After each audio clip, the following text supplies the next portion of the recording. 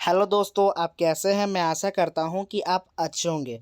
तो आपका स्वागत करता हूं हमारे YouTube channel YouTube study centre में दोस्तों। ठीक है, तो आज इस वीडियो में मैं आपको झारखंड बोर्ड कक्षा 8 के दोस्तों, ठीक है, साइंस में लेसन 1 जिसका नाम है, चैप्टर का नाम क्या है, कोशिका यानी सेल। ठीक है, जितना भी है कोशिका यानी सेल चैप्टर में जो लेसन 1 का है हमारा क्लास 8 झारखंड बोर्ड में साइंस का कोशिका लेसन 1, इसके मैं सारे प्रश्नों को उत्तर इस वीडियो में बताऊंगा दोस्तों। ठीक है, तो सबसे पहले आप इस चैनल को सब्सक्राइब कर ले और वीडियो को लाइक ज़रूर करें, क्योंकि मैं आपको क्लास 8 में सारे टॉपिक और नोट्स भी दूंगा। आपको किसी भी प्रश्न के उत्तर जानने में मुश्किल नहीं होगी। तो चलिए आइए हम शुरू करते हैं और आपको प्रश्न के उत्तर समझाते हैं। देखिए,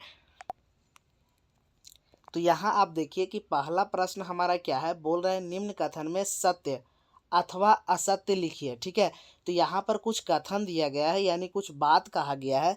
इसमें सत्य यानी कि देखिए हम लोग का सही और असत्य यानी कि गलत का चिन्ह लगाना है। तो चलिए आइए मैं आपको बताता हूँ कि कौन सा सही है यानी कथन सत्य है और कौन सा कथन असत्य है। ठीक है, देखिए पहला नंबर जो हमारा प्रश्न है वह क्या है, बोल रहा है एक कोशिकीय जीव में एक ही कोशिका होती है। तो हाँ, एक कोशिकीय जीव में क्या होता है दोस्तों कि एक ही कोशिका होती है। ठीक है, अब अगला प्रश्न देखिए क्या बोल रहा है, रक्त कोशिका शाखान्वित होती है। तो यहाँ पे बोल रहा है ना, आप बुक में देखिएगा कि एक रक्त कोशिका होती है। हमारे शरीर में क्या होता है कि रक्त कोशिका होता है, जो कि आपके बुक में चैप्टर 1 में फोटो उसका दिखा दिया हुआ है। ठीक है, आप वहाँ पे देख लीजिएगा। तो क्या बोल रहा है कि रक्त कोशिका शाखान्वित होती है। शाखान्वित का मतलब जैसे पेड़ पौधा का शाखा होता है ना, यानी डाल, वैसे डाल निकला होता है रक्त कोशिका में। तो आप बुक में फोटो देखिएगा तो उसमें डाल निकला हुआ नहीं होगा, तो ये क्या होगा, असत्य होगा, यानी कि रॉन्ग होगा। ठीक है, अब देखिए थर्ड नंबर प्रश्न क्या है कि किसी जीव की मूल संरचना अंग है। बोल रहा है तीसरा नंबर प्रश्न कि किसी जीव की मूल संरचना क्या अंग है। तो ये क्या होगा कि नहीं, किसी भी जीव का मूल संरचना अंग नहीं है, बल्कि क्या है दोस्तों, कोशिका होता है। ठीक है, किसी भी जीव का मूल संरचना कोशिका होता है, यह बात आपको याद रखना पड़ेगा। ठीक है, अब चौथा नंबर प्रश्न देखिए क्या बोल रहा है, अमीबा की आकृति अनियमित होती है। हाँ, तो अमीबा की आकृति क्या होती है, अनियमित होती है। अनियमित का मतलब होता है कि नियमित नहीं होता, वह किसी भी आकार का अमीबा हो सकता है। ठीक है, अब देखिए पांचवा नंबर प्रश्न क्या है कि सबसे बड़ी कोशिका शुतुरमुर्ग का अंडा होता है। तो यह क्या होगा कि सही होगा। ठीक है, क्योंकि सबसे बड़ी कोशिका शुतुरमुर्ग का अंडा ही होता है, तो यह क्या होगा, हमारा राइट उत्तर होगा। चलिए आइए अब हम लोग 6 नंबर प्रश्न को देखते हैं। देखिए 6 नंबर जो आपका प्रश्न है वह क्या है, पौधों की कोशिकाओं में अपेक्षाकृत बड़ी रिक्तिका पाई जाती है। तो यह क्या होगा, हाँ, पौधों की कोशिका में अपेक्षाकृत बड़ी रिक्तिका पाई जाती है। अब मैं समझाता हूँ कि बड़ी रिक्तिका क्या होती है। तो सबसे पहले आपको पौधों की कोशिका को क्या करना है, बुक में खोल लेना। कुछ इस टाइप का आपको पौधा का कोशिका दिखाई देगा। ठीक है, इस पौधा का कोशिका में आप ऐसे बीच में देखिएगा कि एक ऐसे है। ठीक है, इस टाइप में आपको गोल सा बना हुआ दिखेगा, बड़ा सा। ठीक है, बीच में आप देखेंगे तो यही क्या होता है कि यही हमारा क्या है, रिक्तिका है। और चूंकि जब हम लोग जीव के कोशिका देखते हैं तो उसमें यही जो रिक्तिका होता है वो छोटा सा साइड में होता है, जबकि पौधों में बीच में बड़ा सा होता है। ठीक है, आप देख लीजिएगा। तो यहाँ पर बोल रहा है कि पौधों की कोशिकाओं में अपेक्षाकृत बड़ी रिक्तिका होती है। तो क्या होगा, हाँ, सही बोल रहा है। अब हम लोग आगे प्रश्न के उत्तर देखते हैं। देखिए जो सेकेंड नंबर प्रश्न है वह क्या है, बोल रहा है सही विकल्प को रेखांकित कीजिए, यानी यहाँ पे टिक लगाना है कौन सा उत्तर सही है। ठीक है, तो देखिए पहला नंबर क्या हमारा प्रश्न है, यहाँ पे मैं पढ़ता हूँ और आपको समझाता हूँ। केंद्रक में कौन सा द्रव पाया जाता है। तो आपको पता होना चाहिए कि केंद्रक में कौन सा द्रव पाया जाता है, तो केंद्रक द्रव। ठीक है, ऑप्शन नंबर ए क्या होगा, हमारा राइट उत्तर होगा कि केंद्रक में केंद्रक द्रव ही पाया जाता है। ठीक है, अब आगे देखिए, आगे प्रश्न क्या है हमारा कि जंतु कोशिका में क्या अनुपस्थित होता है। तो देखिए ऑप्शन नंबर यहाँ ग देखिए कि जंतु कोशिका में ना कोशिका भित्ति अनुपस्थित होता है। ठीक है, यानी नहीं होता वहाँ पे। कोशिका भित्ति क्या होता है, नहीं होता है, क्योंकि कोशिका भित्ति केवल पौध कोशिका में पाया जाता है, यानी पौधों के कोशिका में। ठीक है, अब हम लोग थर्ड नंबर देखते हैं।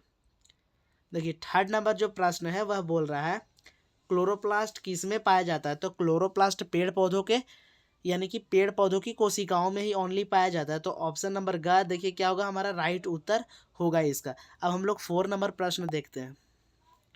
4 नंबर प्रश्न क्या है, यहाँ पे बोल रहा है अमीबा एक एकल कोशिकीय जीव है, इसके एक ही कोशिका से होता है।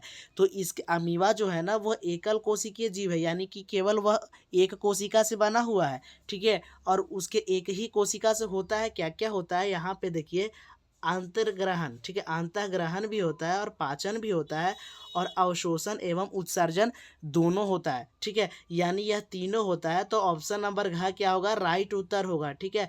ये सभी क्रियाएं होती है एक ही कोशिका के, तो यहाँ पे हमारा कौन सा ऑप्शन सही होगा, तो घ नंबर ऑप्शन सही होगा, ठीक है। अब हम लोग प्रश्न क्वेश्चन आंसर की ओर चलते हैं, जो कि प्रश्न यहाँ पे पूछता है, ठीक है। अब शुरू करते हैं हम। देखिए यहाँ से हमारा तीसरा नंबर क्या हो रहा है कि प्रश्न अब शुरू हो रहा है दोस्तों। तो यहाँ से आप ध्यान से देखिए क्या बोल रहा है, कोशिका झिल्ली को चयनात्मक पारगम्य क्यों कहा जाता है, ठीक है।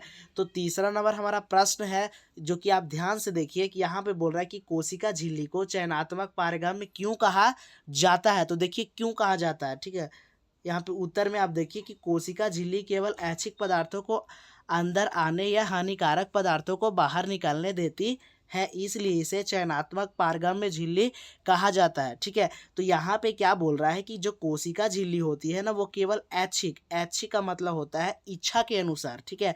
मतलब कि जो कोशिका झिल्ली का इच्छा होता है ना, केवल उसी पदार्थों को अंदर आने या तो फिर हानिकारक पदार्थों को बाहर निकालने यानी निकालने देती है, इसलिए ना इसको चयनात्मक पारगम्य झिल्ली भी कहा जाता है। चयनात्मक का मतलब होता है चयन कर लेना, ठीक है। जो भी उसको पदार्थ पसंद होता है, इच्छा होता है अंदर लाने का, उसी को अंदर लाती है, और जो भी हानिकारक पदार्थ होती है उसको बाहर कर देती है कोशिका झिल्ली। इसलिए कोशिका झिल्ली को चयनात्मक पारगम्य झिल्ली भी कहा जाता है दोस्तों, ठीक है।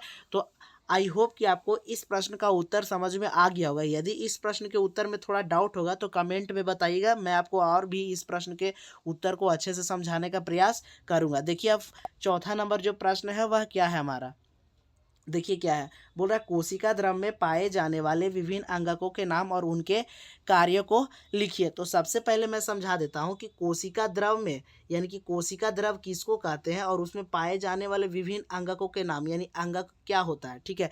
तो सबसे पहले देखिए कोशिका इस टाइप का होता है, ठीक है। आप बुक में फोटो देख लीजिएगा तो कोशिका इस टाइप का आपको दिखेगा, बीच में देखिए ऐसे केंद्रक होता है, ठीक है। बीच में ऐसे आपको छोटा सा बिंदु जैसा दिखेगा, थोड़ा बड़ा, ये क्या होता है कि केंद्रक होता है कि, तो देखिए और ये वाला जो बाहर में बनाया हूँ साइड से कोशिका, ये देखिए ये वाला परत, इसको हम लोग कोशिका झिल्ली कहते हैं, और ये बीच वाला को केंद्रक।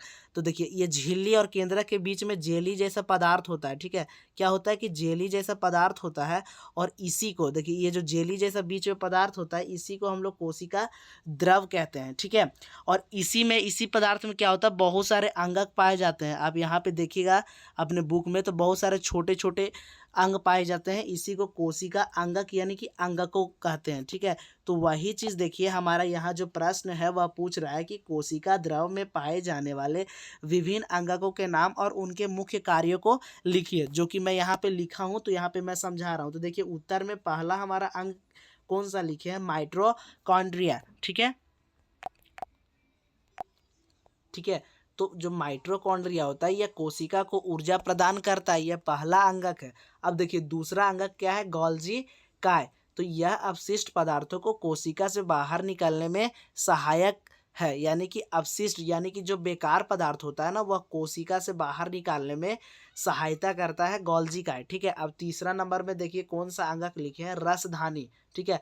रसधानी क्या होता है कि यह जल एवं भोजन का संचयन करता है, यानी संचयन का मतलब होता है अपने अंदर इकट्ठा करता है। आगे देखिए चौथा नंबर में हमारा कौन सा कोशिका अंगक है, यहाँ पे देखिए राइबोसोम, यह प्रोटीन बनाता है, ठीक है। जो राइबोसोम एक कोशिका के अंदर यानी कि कोशिका द्रव में एक अंग है जिसको जो क्या करता है कि प्रोटीन बनाता है, ठीक है।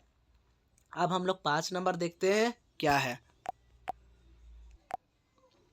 देखिए 5 नंबर प्रश्न क्या है कि हरित लवक लिखे हैं, ठीक है। अंगक में क्या सा लिखे हैं नाम, हरित लवक। यह प्रकाश संश्लेषण का कार्य करता है, यानी कोशिका द्रव के अंदर में एक अंग हरित लवक पाया जाता है और यह प्रकाश संश्लेषण का कार्य करता है, ठीक है। अब 5वां नंबर प्रश्न अब देखते हैं क्या है। देखिए 5वां नंबर जो हमारा प्रश्न है उसको मैं समझाता हूँ यहाँ पे। कोशिका द्रव एवं केंद्रक द्रव में अंतर लिखिए। ये दोनों द्रवों को संयुक्त रूप से क्या कहा जाता है। यानी यहाँ पे बोल रहा है कि कोशिका द्रव एवं केंद्रक द्रव में क्या करना है कि अंतर लिखना है, और इन दोनों को संयुक्त यानी कि साथ में ना क्या कहा जाता है। तो देखिए उत्तर मैं अभी आपको बताता हूँ। देखिए दोनों को क्या बोलते हैं, यहाँ पे आप समझिए ध्यान से। देखिए उत्तर में क्या है कि कोशिका झिल्ली एवं केंद्रक के बीच उपस्थित पदार्थ को क्या कहते हैं, कोशिका द्रव कहा जाता है। जबकि केंद्रक जो द्रव होता है ना, केंद्रक द्रव, वो केंद्रक झिल्ली के अंदर उपस्थित पदार्थ को केंद्रक द्रव कहा जाता है। ठीक है। और देखिए ये दोनों द्रवों को संयुक्त रूप से जीव द्रव हम लोग क्या करते हैं, कहते हैं। ठीक है।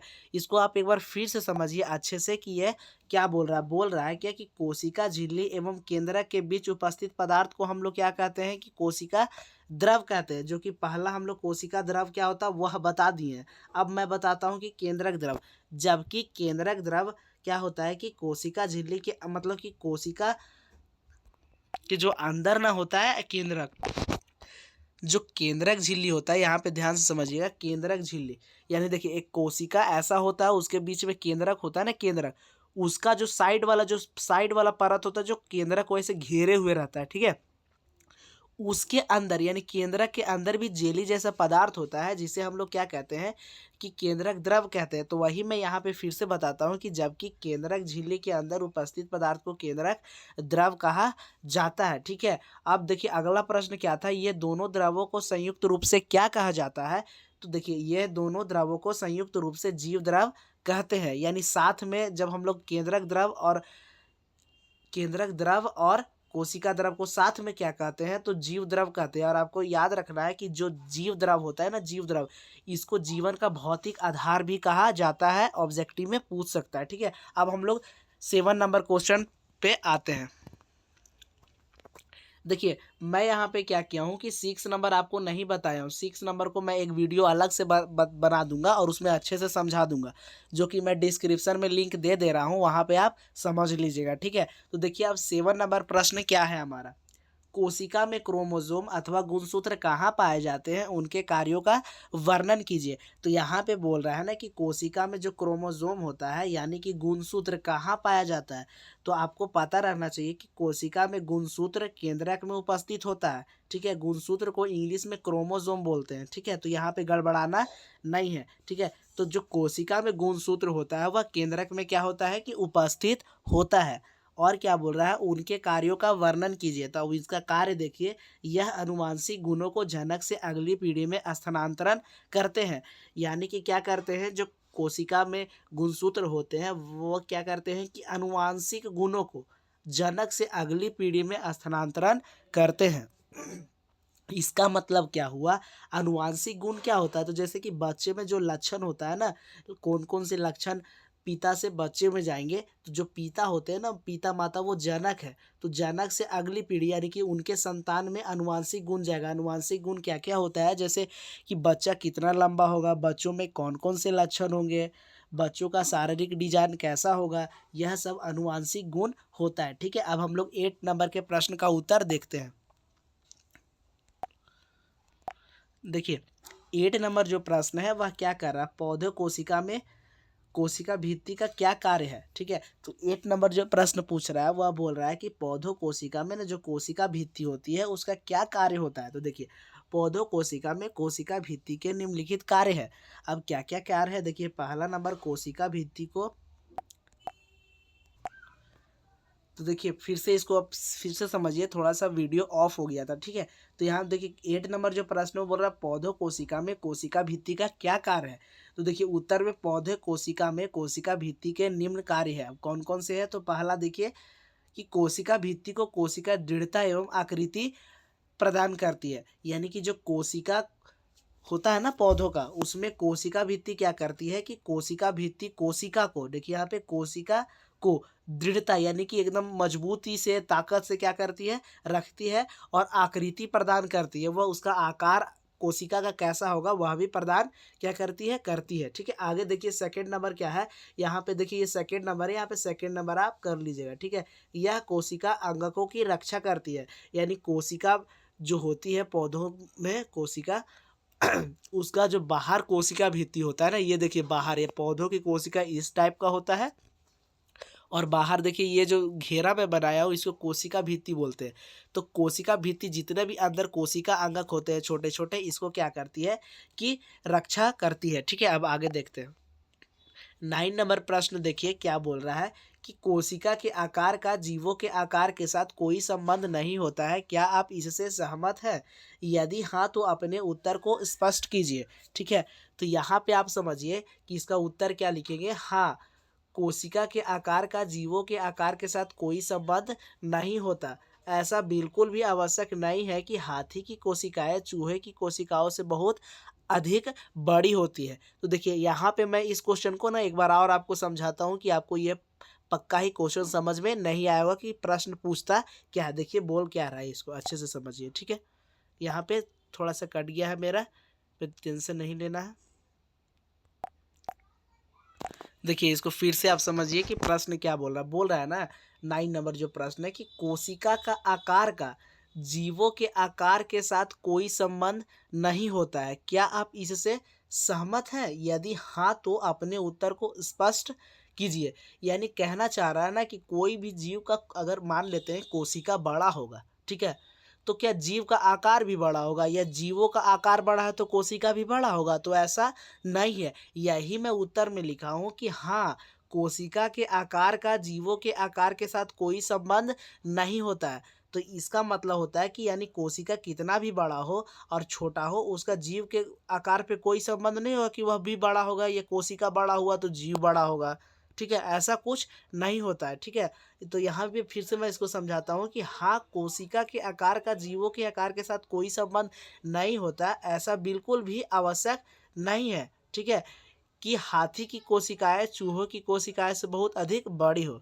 ठीक है दोस्तों, तो आई होप यहाँ पे आपको सारे प्रश्न के उत्तर पते चल गए होंगे दोस्तों। ठीक है, तो यदि आपको इस वीडियो में थोड़ा सा भी दिक्कत हुआ होगा तो हमें कमेंट में ज़रूर बताएं, मैं फिर से आपको उस प्रश्न के उत्तर को समझाने में हेल्प करूँगा।